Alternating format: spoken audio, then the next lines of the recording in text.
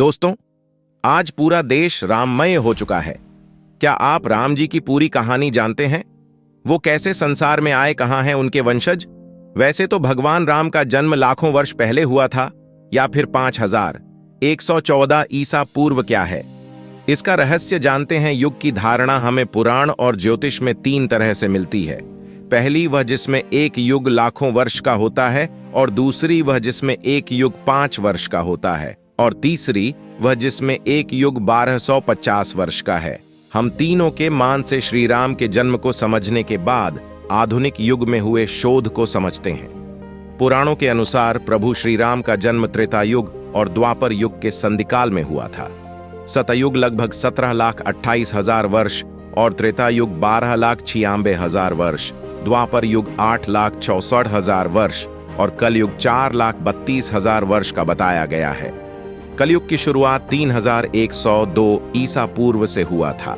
इसका मतलब अगर 3102 को 2019 में जोड़ा जाए तो 5121 वर्ष कलयुग के बीत चुके हैं। उपरोक्त मान से अनुमानित रूप से अगर भगवान श्री राम का जन्म द्वापर के 8,64,000 और कलयुग के 5121 वर्ष को अगर 8,59,121 वर्ष अर्थात 8,59,121 वर्ष हो गए हैं प्रभु श्री राम को हुए, कहते हैं कि वे 11,000 वर्षों तक जिंदा वर्तमान में रहे।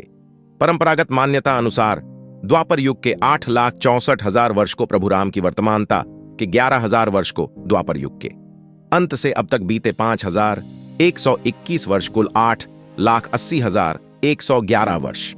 परंपरागत रूप से राम का जन्म आज से लगभग 8,80,111 वर्ष पहले हुआ माना जाता है। अगर हम दूसरी 5 वर्ष का एक युग की धारणा देखें तो भारतीय ज्योतिषियों ने समय की धारणा को सिद्ध धरती के सूर्य की परिक्रमा के आधार पर नहीं प्रतिपादित किया है। उन्होंने संपूर्ण तारामंडल में धरती के परिभ्रमण के पूर्ण कर लेने तक की गणना करके वर्ष के आगे के समय को भी प्रतिपादित किया है। वर्ष को संवत्सर कहा गया है। 5 वर्ष का एक युग होता है। संवत्सर, परिवत्सर, इद्वत्सर, अनुवत्सर और युगवत्सर। ये युगात्मक 5 वर्ष बृहस्पति की गति के अनुसार प्रभव आदि 60 वर्षों में 12 युग होते हैं तथा प्रत्येक युग में 5-5 वत्सर होते हैं। 12 युगों के नाम हैं प्रजापति, धाता, वृष, व्यय, खर, दुर्मुख, प्लव, पराभव, रोधकृत, अनल, दुर्मति और क्षय। प्रत्येक युग के जो 5 वत्सर हैं उनमें से प्रथम का नाम संवत्सर है, दूसरा परिवत्सर, तीसरा इद्वत्सर, चौथा अनुवत्सर और 5वां युगवत्सर है। इस मान से देखें तो कलिकाल के 5121 में ही कई युग बीत गए हैं। आगे का इतिहास अब मैं बताऊंगा। 1250 वर्ष का एक युग। एक पौराणिक मान्यता के अनुसार प्रत्येक युग का समय 12,050 वर्ष का माना गया है।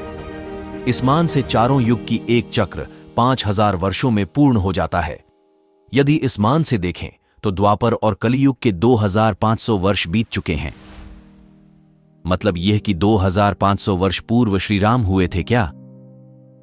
यदि यह मान लेते हैं कि यह 4 युगों का तीसरा चक्र चल रहा है तो निश्चित ही फिर श्री राम का जन्म 50,000 ईसा वर्ष पूर्व हुआ होगा। हम यह धारणा क्यों नहीं मानते? चलिए जानते हैं। क्योंकि पहली बात तो यह कि युग का मान स्पष्ट नहीं है। दूसरी बात यह कि यदि आप भगवान श्री राम की वंशावली के मान से गणना करते हैं तो यह लाखों नहीं हजारों वर्ष की बैठती है। जैसे श्री राम के बाद उनके पुत्र लव और कुश हुए, फिर उनकी पीढ़ियों में आगे चलकर महाभारत काल में शल्य हुए। एक शोधानुसार कुश की 50वीं पीढ़ी में शल्य हुए, जो महाभारत युद्ध में कौरवों की ओर से लड़े थे। इसके अलावा शल्य के बाद बहतक्षय, उरुक्षय, बत्सद्रोह, प्रतिव्योम, दिवाकर, सहदेव, ध्रुवाश्च, भानुरथ, प्रतिताश्व, सुप्रतीप, मरुदेव, सुनक्षत्र, इनमें और कई नाम हैं जैसे किन्नराश्रव, अंतरिक्ष, सुषेण, सुमित्र, बृहद्रज, धर्म, कृतज्जय, व्रात, रणजय, संजय, शाक्य, शुद्धोधन, सिद्धार्थ, राहुल, प्रसेनजित, क्षुद्रक, कुलक, सुरथ, सुमित्र हुए। वर्तमान में जो सिसोदिया, कुशवाह, इसे कछवाह भी कहते हैं, और मौर्य, शाक्य, बैछला को बैसला भी कहा जाता है, और कई है इनमें जैसे गहलोत यानी गुहिल आदि जो राजपूत वंश हैं, वे सभी भगवान प्रभु श्री राम के वंशज है। जयपुर राजघराने की महारानी पद्मिनी और उनके परिवार के लोग कि राम के पुत्र कुश के वंशज है। महारानी पद्मिनी ने एक अंग्रेजी चैनल को दिए गए इंटरव्यू में कहा था कि उनके पति भवानी सिंह कुश के 309वें वंशज थे। अब यदि 3 पीढ़ियों का काल लगभग 100 वर्ष में पूर्ण होता है तो इस मान से श्री राम को हुए कितने हजार वर्ष हुए हैं, आप इस 309 पीढ़ी के मान से अनुमान लगा सकते हैं। आधुनिक शोध की धारणा। उपरोक्त धारणा से भिन्न आधुनिक शोध पर आधारित धारणा ज्यादा सही लगती है। इस शोध का आधार रामायण में बताई गई खगोलीय स्थिति और देश भर में बिखरे सबूत हैं। उन सबूतों का कार्बन डेटिंग के आधार पर जांच कर उसका मिलान रामायण में बताए गए घटनाक्रम से किया गया है। इस शोधानुसार 5114 ईसा पूर्व 10 जनवरी को दिन के 12:05 पर भगवान राम का जन्म हुआ था, जबकि सैकड़ों वर्षों से चैत्र मास मार्च की नवमी को रामनवमी के रूप में मनाया जाता रहा है। एक अन्य शोध के अनुसार राम की जन्म दिनांक वाल्मीकि द्वारा बताए गए ग्रह नक्षत्रों के आधार पर प्लैनेटेरियम सॉफ्टवेयर अनुसार 4 दिसंबर 7333 ईसा पूर्व अर्थात आज से 9339 वर्ष पहले हुआ था। राम के जन्म पर कई शोध हुए हैं, लेकिन सबसे सटीक शोध प्रोफेसर तोबियस का रहा। वाल्मीकि के अनुसार श्री राम का जन्म चैत्र शुक्ल नवमी तिथि एवं पुनर्वसु नक्षत्र में जब 5 ग्रह अपने उच्च स्थान में थे तब हुआ था।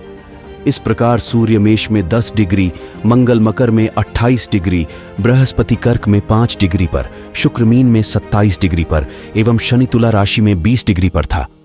बालकांड 18 श्लोक 8-9।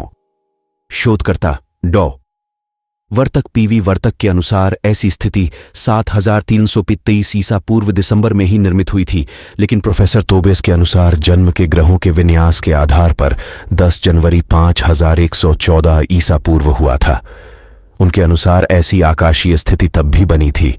तब 12:25 पर आकाश में ऐसा ही दृश्य था जो कि वाल्मीकि रामायण में वर्णित है। ज्यादातर शोधकर्ता प्रोफेसर तोबेस के शोध से सहमत हैं। इसका मतलब यह कि राम का जन्म 10 जनवरी को 12:25 पर 5114 ईसा पूर्व हुआ था। ये सारी जानकारी हमने इंटरनेट और समाचार पत्र से लिया है। भगवान राम की जानकारी जानकर आपको खुशी मिली तो चैनल को लाइक एंड सब्सक्राइब जरूर कर दें। जय श्री राम।